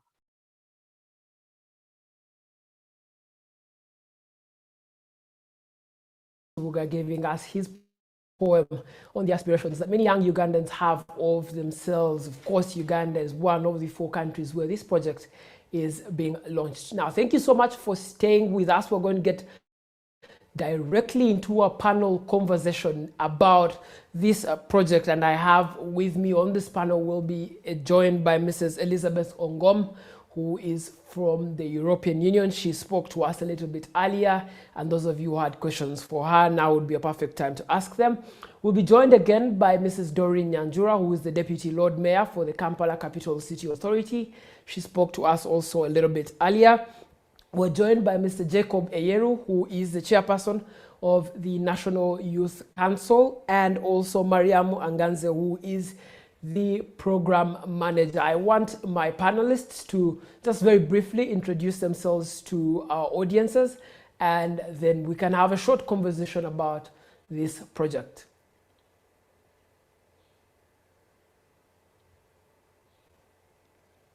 Do we have Mrs. Elizabeth Ongom on the call? Oh, okay. You want me to go first? Okay. Yes. You. Let me just switch on my video. As I mentioned already, I'm Elizabeth Ongom. I work with the EU delegation in Kampala. I am responsible for EU's portfolio on civil society. And I am also the youth focal person, which means everything with the word youth comes to me. Yes, I'm a senior youth, as I mentioned. I'm happy to be here. Thank you so much, Elizabeth. Let's have Doreen Nyanjura introduce herself. Thank you so much, Raymond. My name is Doreen Nyanjura. I'm the Woman Councillor, Makerere University, and I'm also the Deputy Lord Mayor of Kampala City. Thank you. Thank you so much, Doreen. And now we have Jacob Eyeru, who is the chairman of the National Youth Council. Thank you so much, Raymond, and it's a pleasure to be here with friends and with everyone that believes in young people. My name is Jacob Eyeru, like you've rightly put it. I'm chairperson of the National Youth Council, and I look forward to this conversation. All right, and now Mrs. Mariamu Anganze, who is the program manager for the Great Lakes Youth Network for Dialogue and Peace.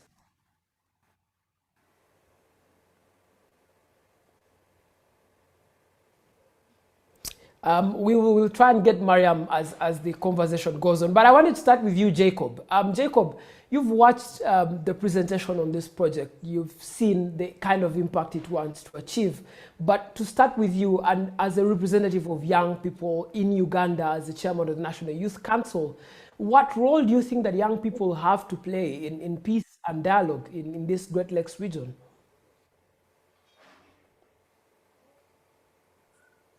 Thank you, Raymond. I think that first and foremost, the conversation around peace in regions where young people dominate the demographic really are conversations about involving young people. And I'm more than glad that this is taking shape. More often than not, we have had challenges with our initiatives having inclusion of young people.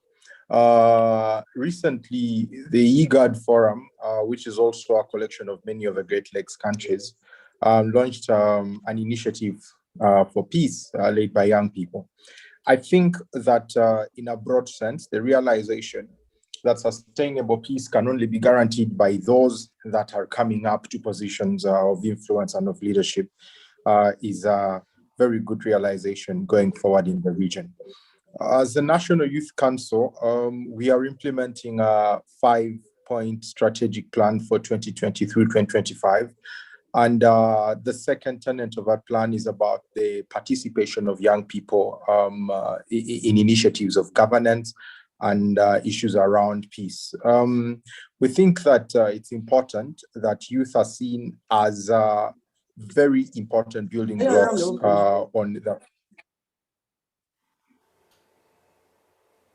Okay. Yeah, you can continue, Jacob. Great. So I think we think that young people are being seen as very important building blocks for sustainable peace and sustainable diplomacy is key to the achievement of whatever it is that we're trying to maneuver around in the region, in the broad sense. More particularly to the Great Lakes, I think that there is even more necessity to involve young people in the context of the Great Lakes region because of the nature of the conflicts in the Great Lakes region. The nature of a conflict takes two forms, in my opinion. The first is on the historical impairments of conflicted people. You'll find that most of the conflicts in the Great Lakes region are propagated based on historical nuances, and those nuances exist largely among those beyond the youth stage. So the involvement of young people in conversations that renew the face of humanity and the face of peaceful efforts then give some sort of sustainability to this narrative, because young people were not part of the framers, over 25 years ago of the genocide. Young people were not part of the problematics that came with the most of the problems we have in Eastern Congo for Uganda's situation are not well curated for young people, or especially in participation. So that I'll call it innocence by young people gives a very good opportunity for them to be advocates for peace. The second thing that I think that is very, very important to notice is that in the activity of the Great Lakes region, the demographics are making young people become the major actors of sustainable anything, whether it's sustainable energy, whether it's sustainable education, whether it's sustainable norms. Anything that brings young people to the forefront because of the demographics is going to have a very large buy-in from the population because of the realities of the numbers.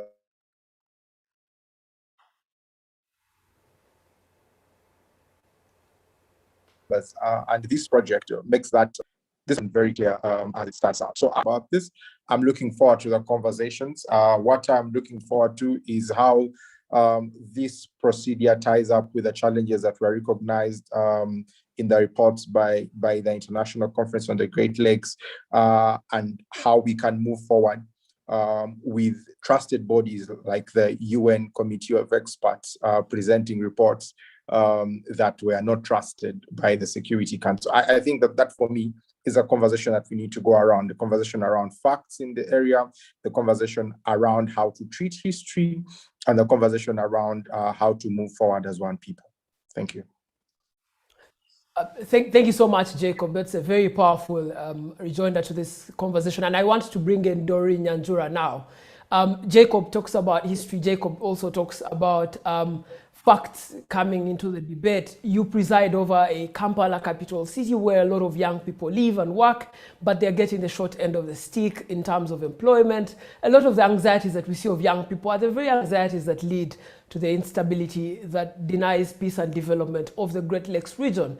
As a leader who now speaks to some of these concerns, Doreen, what do you think that young people who are facing these anxieties can do to apply themselves to be a solution towards bringing peace in the region?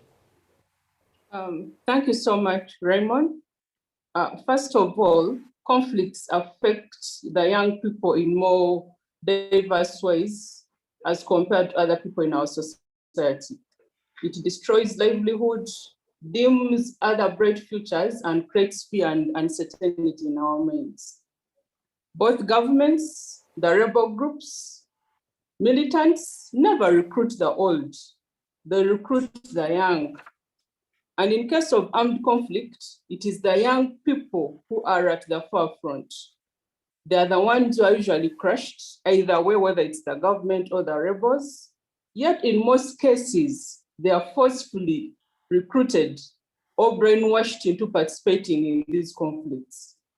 Our region is even worse because we talk about child soldiers who are abducted and ordered to participate in all manners of violent acts.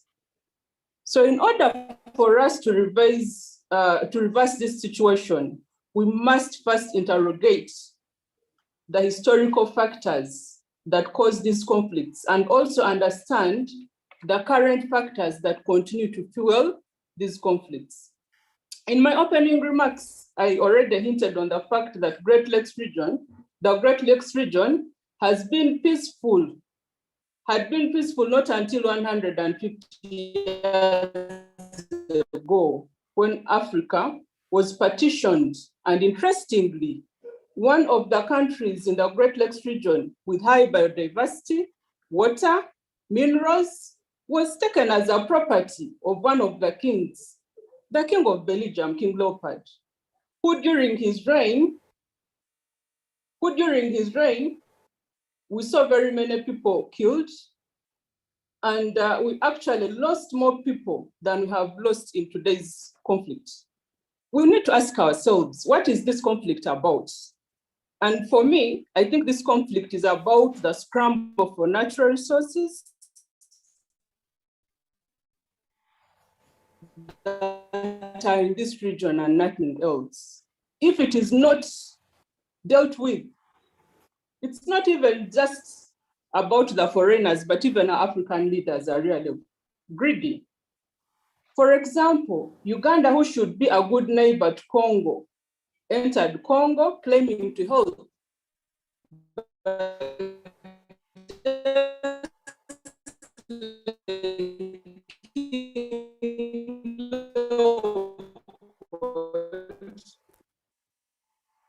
We went there, trade, and many other sorts of land that Uganda is demanded to pay over $10 billion for our actions, for their actions in Congo. It is historical that wherever minerals are, there is conflict. The unfortunate bit is that the Great Lakes region is endowed with the highest volume of minerals across the world. In fact, if the minerals had been in South America, this conflict would be in South America. Just as there was diamond and gold in Sierra Leone and Liberia, and there was a conflict. Just as there was diamond, gold, and oil in Angola, there was a conflict, a brutal conflict. Even in South Africa, the conflict persisted up to the early 1990s because of the large mineral deposits, diamond, coal, among others. As young people of the Great Lakes region, having looked into this, we must curtail and stop this mineral curse. But to stop this, we must have a body of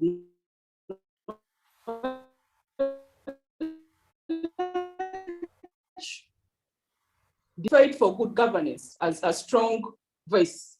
For good governance is a pinnacle for good mobilization, resource mobilization, distribution, and management. When we succeed at this, even foreigners will not intrude in our affairs, and even our resources, because of this good governance, we do not need any external interventions.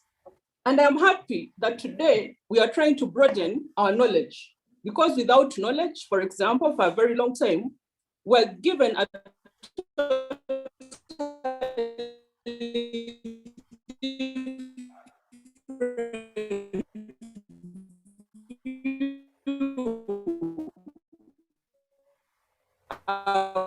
about what transpired in which, if we do not devote communication, then for me, continue dreaming about Kampala. At least I've taken it upon myself to share my knowledge with the young people, to fight for good governance so that together we can see peace in our region. For now, I'd like to stop there. Thank you so much, Doreen, for raising those very important components of this debate. I want to bring in Sylvia Pimer, who is a youth officer with the Ministry of Gender, Labour and Social Development. Doreen mentions a very important point about the fact that there's a scramble for resources. And one of the latest things that we've noticed from the census is the growth, the exponential growth of young populations in the Great Lakes region, particularly in Uganda. As an officer in the Ministry of Gender and Labour and Social Development, how are you how are you looking towards using this growth in terms of population size of young people to address the scarcity of resources that these young people have to all benefit from and avoid future conflict? Thank you so much, Raymond. Sylvia is my name, as you've introduced. Yes, like you've said, the population of the young people is growing and increasing every day from the reports that we see. But one thing we should know that as a government, the first effort, because of the problems, like we said, you cannot start talking about the young people without knowing what it is that they want and what is their idea of the things they need. We need as a country to first understand, is there a way we can do youth audits, development index to understand even the categories of the young people we have? Yes, we have projects on board. The government has set up programs for the young people, but I think as a country, we are looking at understanding what it is that the young people have. We have many programs on board, the MIOGA, the Youth Livelihood, and then we are also working on the National Action Plan for Youth Employment. All these are efforts to see that the young people are easily involved and are part of the development of the country.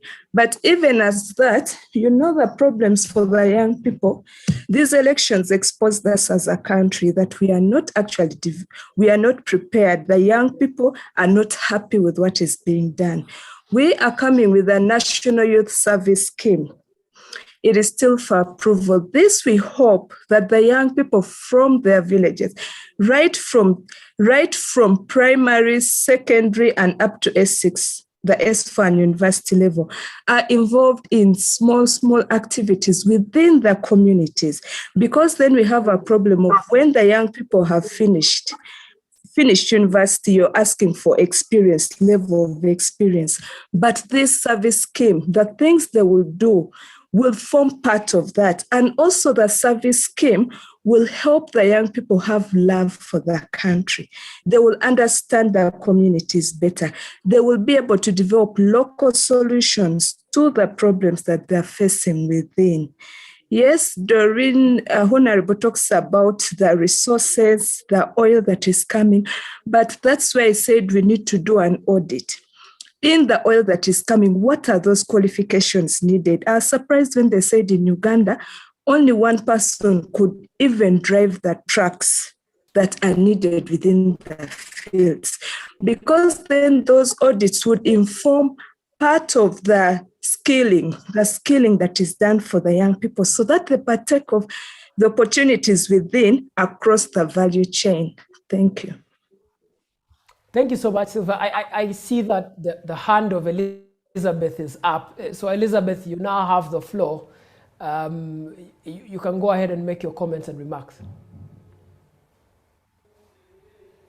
Sorry, was my hand up really? Yeah, it looked like on the Zoom call.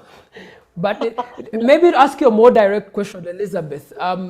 There's been a lot of development aid initiatives towards improving young people, increasing the level of participation of young people in decision making to reduce sort of conflict and increase peace in the region.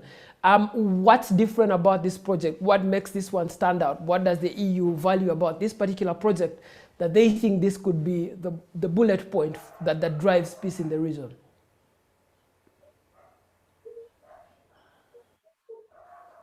My goodness, what a heavy question. I think what needs to be understood is that there is no one size fits all when dealing with development aid projects. And over the years, for us who've been in development assistance for close to 25 years, you realize that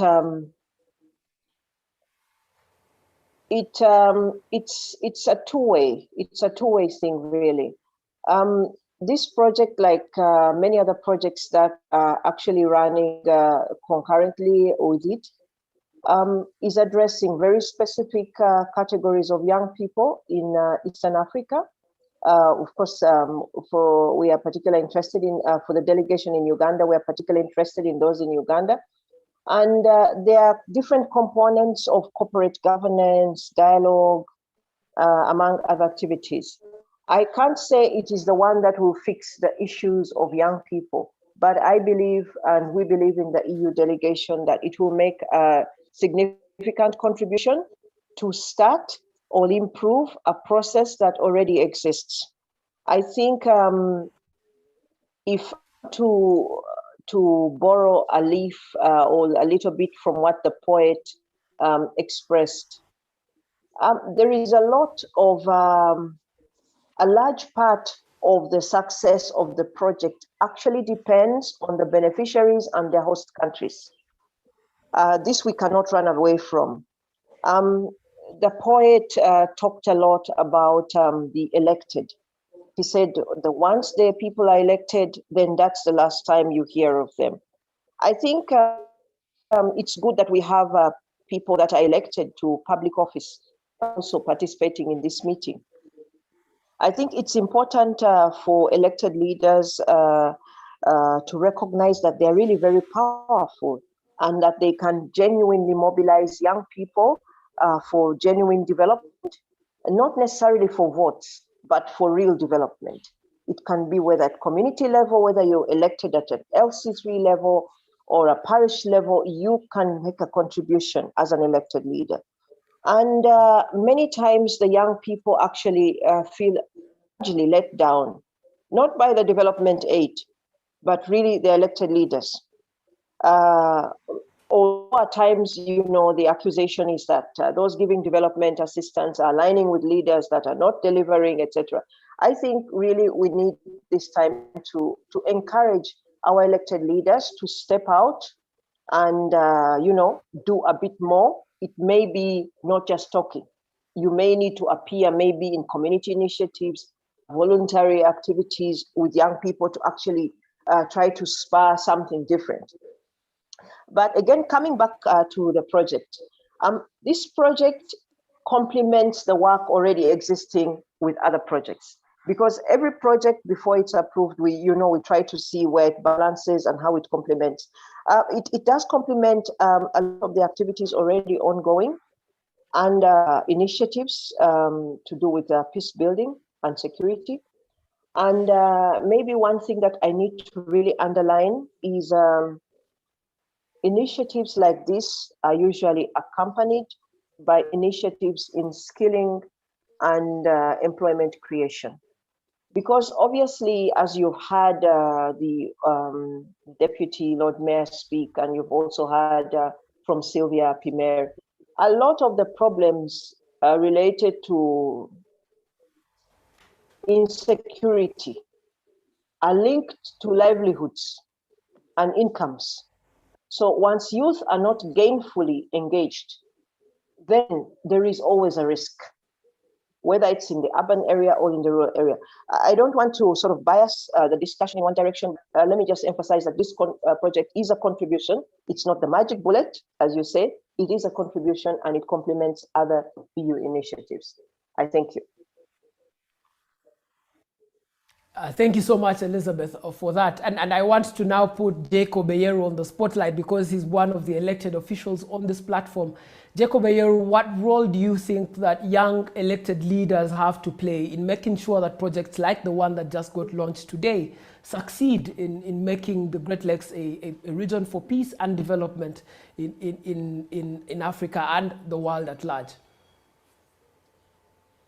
I'm sorry, Raymond, I didn't get the first part of your question. I was asking, what role do you think that you as a young and elected leader have to play in making sure that projects like the one that's being launched today become a success in the Great Lakes region? Thank you. Well, first and foremost, I've been in office for about 6 to 7 months now, actively. And one of the initiatives I've undertaken is to ensure that there is communication between regional leaders, young leaders in Africa. I think that there has been a tendency for us to just be quiet and be interested in our individual countries and just be mute on the platform that is multinational. And I think that's one of the things that is very important for us to play, to show that young people can actually lead conversations on integration, but also lead conversations that try to build synergies across borders. Then we can begin to be major players in conversations around the issues across borders. And I want to agree entirely with the notion that the young people will always be the easy meal to include in conflict areas or in starting those conflicts, because the livelihoods of those young people are the push factors for them. Anything that can bring something on the table is something that a young person will take to. And so even when we're talking about any other issues, say enslavement of young people, say trafficking, all these are issues that come out of a necessity to achieve a livelihood. So young leaders elected like myself then become the voice of reason. If we can project a voice onto our generation that shows that actually in our generation there is leadership that can speak to an alternative setup, that's a very good first step. The second thing that I think that is very important for us as leaders now is to become a part of conversations that are cross-cutting, that are not just specific to our generation, but that are specific to the needs of the countries, such that young people now can integrate their faces and become not just leaders of young people, but leaders in the region. When you have such a situation, then it means that those young leaders can begin to have bigger platforms and access bigger platforms, not just based on being young, but based on having the requisite qualities of the leadership that the region needs. I think that that's one of the most pivotal needs that needs to come to the elected young leaders, that we are being submerged in the imagery of being young and not being able to provide something that goes beyond just that framing. And I think that that's where I would like it to start. So if we can get young people elected leaders, if we can get the leaders of Rwanda, the Rwanda Youth Council, if we can get the leaders in the Democratic Republic of Congo and start speaking as young people to big issues that distort the region and disturb the region, to issues that are affecting the very livelihoods that we hope to earn, then we can begin to be seen as leaders of a region substantively. And I think that's where, for me, the role starts and is most pivotal. Finally, Raymond, I think that in building a society that entrenches the role of young people in leading positive change, you need elected youth leaders to be the part. I think that if the young elected leaders present an image that makes young people look like they cannot really offer leadership, then you have a problem. So I hope that in this program, we are also going to be helping in building the capacity of elected young leaders. Yes, it is easy to say that we want young people to lead, and it is easy to say that the elected ones are there. But the question of capacity, I've come to appreciate, is a necessity that we need to give due attention. And if we are going to build necessity around young people, then it might perhaps be very pivotal for us to ensure that the elected young leaders themselves have the capacity, because they are building a following, they have a following, and that mass following must be granted some sort of quality when it listens to its leadership. Thank you. All right, thank you so much, Jacob. And I want now to move over to Doreen Nyanjura, who is another young elected leader on this call, the role that young leadership has to play in making sure that projects like this are a success, but also your concluding remarks, Doreen. Thank you very much, Raymond. I think a lot has already been hinted on, and like I have said, I'm happy that we have already started on this dialogue. And of course, as young people, honestly speaking, we also have our challenges, and to specifically talk on behalf of the young leaders in Uganda. There's a tendency of us being brought in discussions as if we are to the peripheral, as if we don't really matter. And, recently I was asking someone that I've been called young since I was in my 20s, since I was in my 15s. There's this tendency of us wanting to remain young forever. And whenever we come out to speak, you're told, no, let the elders decide on your behalf. So I think as young people, we need to join our hands together, and so that projects as these do not simply die on arrival. We need to put our political party differences aside, and then clearly we can achieve some of these things that we want. Personally, like I have said, for a very long time, I have participated in fighting for good governance. I've participated in fighting for accountability in this country.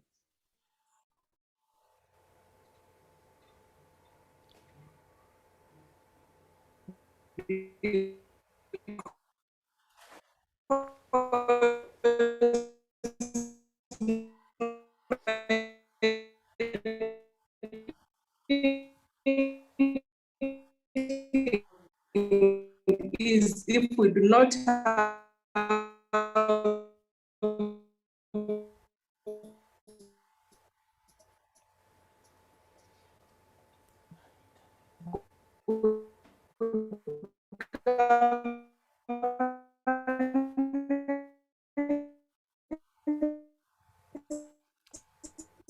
I think that the internet of Doreen is failing there, but I'll allow Sylvia Pimer to make her concluding remarks as we try to get Doreen Nyandura to conclude, and also have Elizabeth get ready to make her final remarks. So let's listen to Sylvia Pimer. There's nothing more that we can do. So much. Not achieve anything. So my efforts for now, but also. Okay, thank you.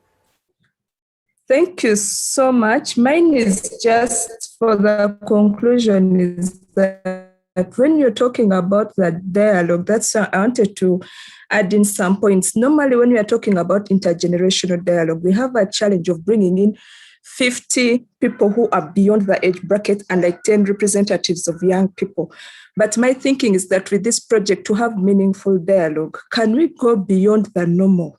Have dialogues from grassroots level and then to the national level. And then the dialogue to bring in change is from within the districts. That's why I asked about the sustainability plan. Within the districts, who are the people who would be part of the dialogues? Who are the people we want to influence? What are the changes we want across the different levels to be engaged in? And then, yes, ours is to thank, and we appreciate that would be part of this project. And that, like Jacob said, capacity building is key across board, even the people to create the spaces for the young people to be engaged. There's need for them to be, for their capacity to be built, and then to involve all partners and the religious leaders. We tend to forget the religious and cultural leaders, but we have gotten to realize that those play a key role. The platform they have really plays a key role in the change that we normally want to see. And yes, the ministry would be glad and open to work with you at all levels, from the ministry to the district levels, which is the community-based department, and then the sub-county chief. But also the government has come up with a program-based budgeting, where now issues of governance, human, are all falling under human capital development, and then the mindset change, to show that this is a red initiative, and it is, like Elizabeth said, to complement what is going on, and believe that working together we'll be able to get greater results at the end of the project. Thank you so much. Thank you so much, Silva. And now Elizabeth, if you could give us your concluding remarks, and then we can get done with our call for today. Thank you so much. Still hoping you can hear me. Yes, I can hear you, Elizabeth. I will say what I usually say to partners, to project implementers, to project management teams.